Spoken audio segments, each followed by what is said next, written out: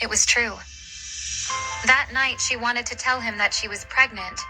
They have a child together. Kaya is definitely his, but she would never tell him. If she did, he would never give her space to breathe. He might even take her away to be raised by his wife. Orga's heart clenched at James's question, his words slicing through the tense air between them. She took a deep breath, steadying herself before responding.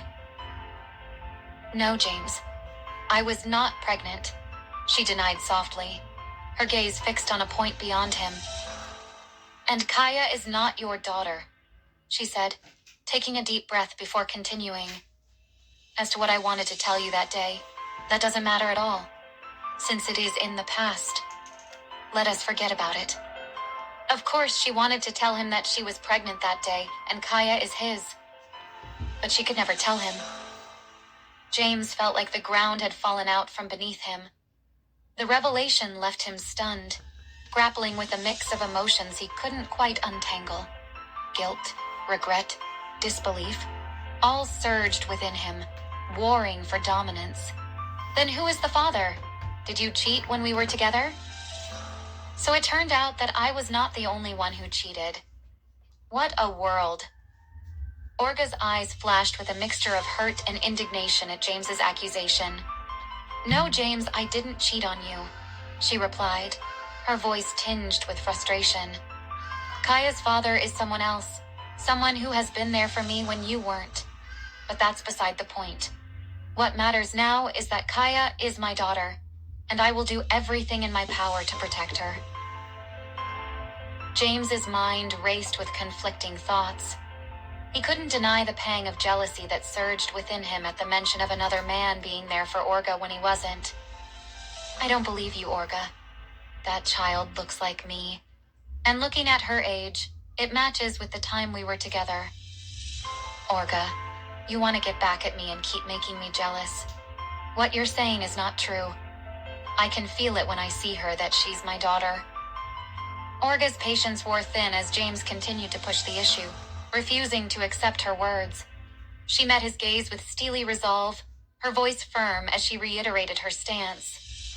"James, I understand that this might be difficult for you to accept, but Kaya is not your daughter, and I won't entertain any further accusations or doubts about her parentage. My priority is protecting her, not satisfying your need for closure or validation." She turned back to leave, saying with a warning tone, "I think I have said what I came here to say. I will say it again. Stay away from me, James." James helplessly watched Orga depart from her seat, not knowing what to do. In the business world, he was more than capable and would never be shaken by anything. But now he felt hopeless. He called her name before she could open the door. "Orga, if I told you how I lived these past 5 years, would you believe me? If I told you that I have never loved Jocelyn and that I am in the process of divorcing her, would you take me back? Don't torture me like this. I have suffered enough with your absence from my life. God can be a witness that I dream about you every night. I want you back so we can live as a happy family like we always dreamed of, with me, you, and our daughter." Orga paused at the doorway, her hand resting on the knob, her heart aching at James's words. She turned slowly to face him once more, her expression guarded, yet vulnerable. "James, words are just words. You can say anything you want, but it's your actions that matter. And your actions have spoken louder than any promises or declarations of love you have made to me."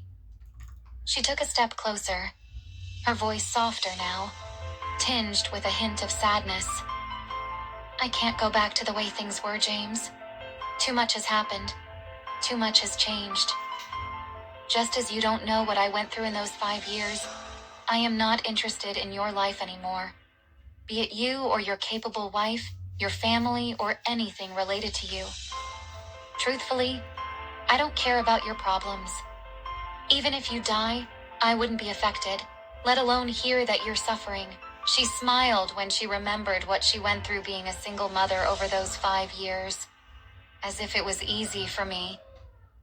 James felt a lump form in his throat as Orga's words pierced through his defenses. The reality of his actions and the pain he had caused weighed heavily on him as he watched Orga stand before him, her resolve unyielding. He knew he had no one to blame but himself for the chasm that had grown between them. This woman was once his.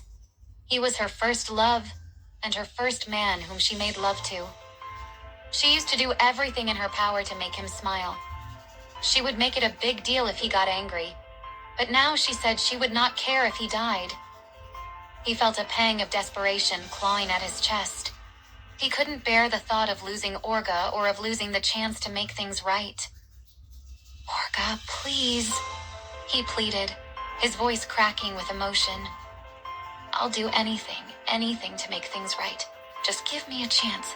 Give us a chance. I love you, Orga, and I'll spend the rest of my life proving it to you. Don't take me out of my daughter's life because saying that she's not mine, I would never believe it." Orga's expression softened a little bit, but she quickly regained her composure. "I understand that this is difficult for you, James, but I can't give you the answer you're looking for," she replied gently. "Whether Kaya is your daughter or not doesn't change the fact that she is my responsibility now, and I won't allow her to be dragged into our past. As for a second chance, it's not possible."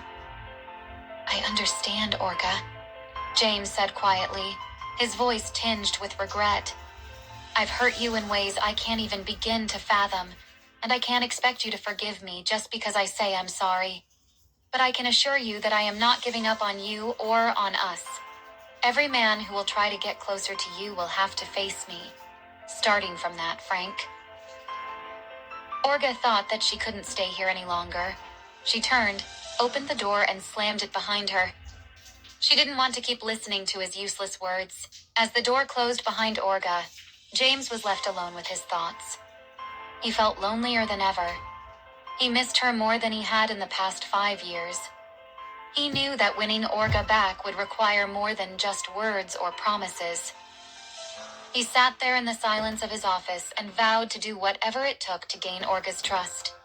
He had to finish business with Jocelyn and her family first. For now, all he could do was wait a little bit longer. Orga had promised her former team to have lunch with them, but the lunch hour was already over, so she decided to pass by their office to greet them. They were extremely busy, so after greetings, they shifted the team gathering to dinner. They missed her, especially Wilson. After she was done talking to her friends, it was time to go pick up Kaya from school. James looked at her departing figure through his office window, his heart filled with remorse as he watched Orga wait for her cab to arrive. The taxi arrived, and Orga entered. After the taxi had gone, James called Nick to his office before he went back to the meeting. Nick entered the office and James looked at him, saying in a voice that was cold and full of anger, "Find someone to keep an eye on Orga and report to me on her every move. Another thing. Tell Luke to release the news about Cowell's hospital, and then tell him to make sure the whole internet and all magazines write about it. I will do as you say, sir." Nick hesitated to share the news about Luke before the meeting was over, but now he had no other choice. "Sir, I don't think we can use Luke anymore. His name is tarnished, and I believe no one will believe whatever he says." James was surprised. "What do you mean? What happened? Is there something that I don't know about?" Nick took a deep breath, bracing himself for James's reaction. Luke confessed everything. He was caught. He told me this morning that Frank came to him and asked who asked him to release those pictures and fabricate all the information. He admitted to staging the photos of Frank and Maggie. It looks like Frank has discovered that we were the ones behind it but had no evidence. He kidnapped Luke, trying to get something from him against us. But Luke denied our involvement and did as we told him. This morning, he released a statement to clear Maggie's name, saying it was all fabricated and untrue. Now, the media is attacking him, saying he's an unreliable and unprofessional journalist. So I think there is no need to use him. No one would believe him. James listened intently, his expression unreadable, as Nick relayed the events. His mind raced, processing the implications of Luke's confession and Frank's involvement. After a moment of silence, James spoke, his voice tinged with frustration. "So, Frank has managed to outmaneuver us. It seems he's more resourceful than we anticipated." James paused, deep in thought. "Then find another top journalist. I want the news about Cowell's hospital to be the talk of the town today. And make sure Luke keeps his mouth shut. No excuses, Nick. No more mistakes." Nick nodded, understanding the gravity of the situation. "Understood, sir. I'll ensure Luke remains compliant, and I will use one of the media agencies that we sponsor." James nodded in approval. "Good. And Nick, keep me informed of any developments. I am going back to the meeting. Go and follow up on those tasks. I repeat, keep me informed." "Yes, sir." With that, Nick left James's office with a sense of urgency. He took out his phone and dialed a number. "I am sending you the details of a person I want you to keep a close eye on. Report to me on her every move." Maggie found Orga at home in the evening. Orga was done with the cooking and bathing Kaya. She had dinner plans with her team and was waiting for Maggie to come, as she couldn't leave Kaya alone. She got ready for the night. "Maggie, do you remember my team when I was working at the Hawkins Corporation?" Maggie nodded as she settled into the sofa, her attention fully on Orga. "Of course, I remember them. How are they doing?" "Well, I met them today. They're doing well, but they've been busy lately," Orga replied, a slight furrow in her brow. "We were supposed to have lunch today, but we had to reschedule for dinner. It's been a while since we've all gotten together, and I realized I missed them badly, especially Jackson, so I'm looking forward to catching up." Orga said this while putting on makeup. "Wow, they are cool. Greet them for me.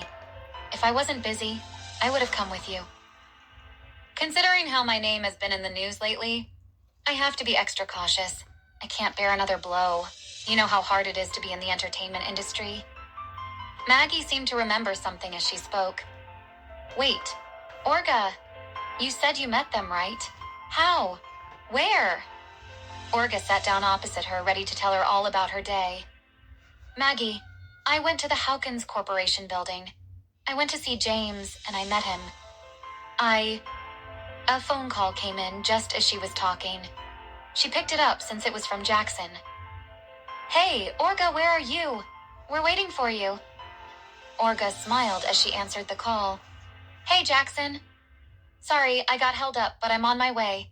I'll be there soon, I promise." Maggie watched as Orga ended the call, a curious expression on her face. "So, you went to see James at the Hawkins Corporation building?" "Finish the story. Maggie, I will tell you when I'm back.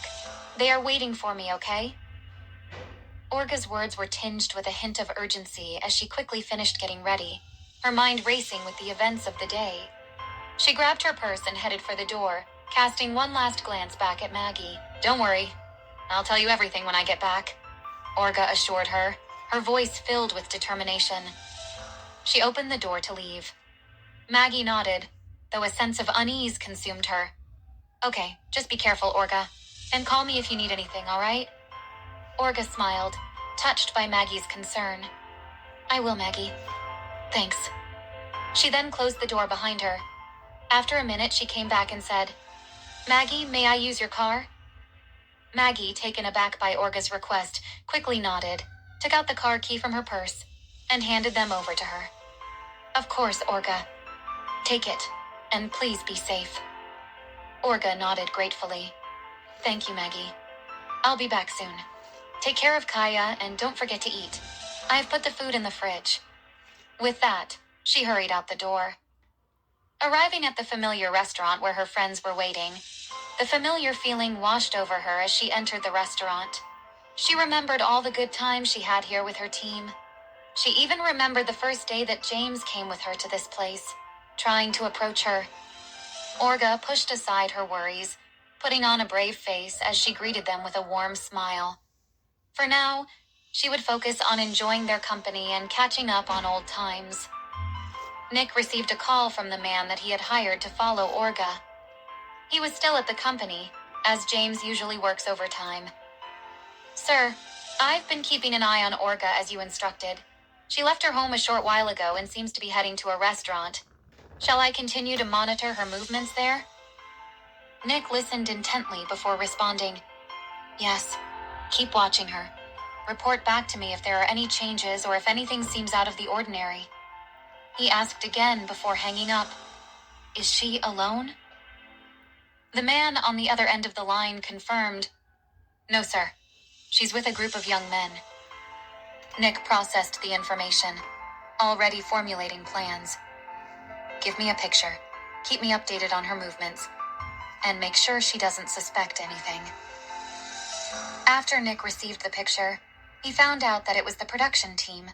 The team where Olga used to belong when she was working at Hawkins Corporation. With that, Nick ended the call and called James. "Sir, Miss Thompson is at the restaurant with her team. Her former team. Prepare the car. We're going there." James said it in a calculating tone.